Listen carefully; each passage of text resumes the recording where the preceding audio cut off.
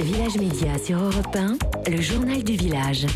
Il y avait du sang et des larmes, cette fois ce sont des excuses et des larmes. Les excuses et les larmes de Brigitte Lahaie sur le plateau de TV5 Monde, un entretien enregistré hier soir et qui sera diffusé ce soir. Elle réagit pour la première fois à ses propos polémiques sur le viol, tenus le matin même sur BFM. Je suis d'accord qu'un homme n'a pas le droit de violer une femme. On commence cette tribune en disant le viol est un crime. On ne peut pas être plus clair. C'est insupportable. Je suis tout à fait d'accord avec ça. Mais vous avez dit dans un message, vous êtes blessée par toutes ces attaques. Bah, ça fait pas tellement du bien, non? Vous en souffrez, Brigitte? Je crois que ça se voit. C'est ça votre sentiment aujourd'hui? C'est une femme blessée? Brigitte, c'est difficile parce que c'est violent, mais vous êtes une battante? Oui, c'est pas grave, ça ira mieux demain. Je veux dire, vous êtes une battante, Brigitte Lahaie. Je suis surtout une femme qui a souffert dans sa chair et qui, depuis 30 ans, aide les femmes à se libérer. C'est tout. Et quand on est incomprise à ce point, c'est vrai que ça fait mal.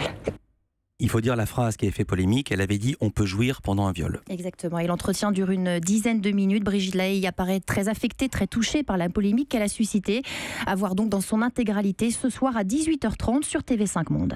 Pendant ce temps, Frédéric Aziza faisait son retour sur LCP, la chaîne parlementaire. Le journaliste de LCP, suspendu après une plainte pour attouchement sexuel, était bien à l'antenne hier, comme la présidente de la chaîne, Marie-Ève Malouine, nous l'avait confirmé dans Village Média hier matin. Il n'a fait aucune allusion à l'affaire, ni en ouvrant l'émission, ni en rendant l'antenne. Le mea culpa de Facebook. Oui, c'est assez étonnant, Philippe. Mark Zuckerberg veut réparer les erreurs, je le cite, rien que ça.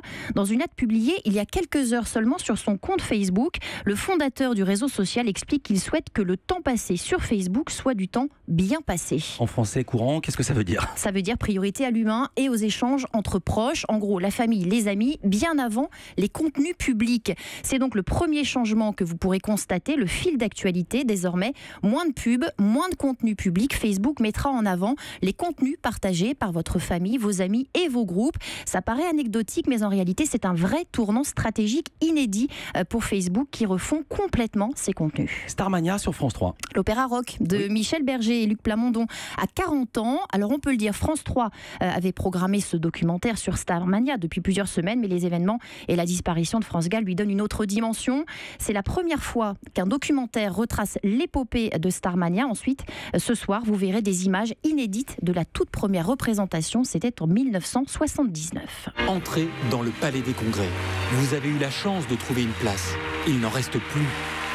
Voici la toute première représentation de Starmania et ce sont les étoiles noires qui ouvrent le feu. Quand tout le monde dort tranquille, dans les banlieues dortoirs. Voilà des images que personne n'avait donc jamais vues jusque-là. D'où viennent-elles? C'est Thomas Negaroff, le co-auteur du documentaire, qui nous le raconte. Chez France Gall, Olivier Amiot, le réalisateur du film, a trouvé une boîte où il y avait écrit Starmania 79 et on voit des images pas très propres de quelqu'un qui filme depuis la coulisse la fameuse première de Starmania en avril 79 et en la travaillant sur la qualité de l'image avec des graphistes, en mettant des photos, etc. On a essayé de reconstituer ce qu'a pu être la première de Starmania et franchement, c'est assez émouvant. France Gall a été émue de le voir parce qu'elle a vu le film au mois de décembre finalisé, elle l'a beaucoup aimé. Luc Plamondon était très impressionné aussi à chaque fois qu'on lui a montré de voir ces images qui vraiment nous replonge dans ce qu'était Starmania à l'origine en 1979, il y a donc près de 40 ans.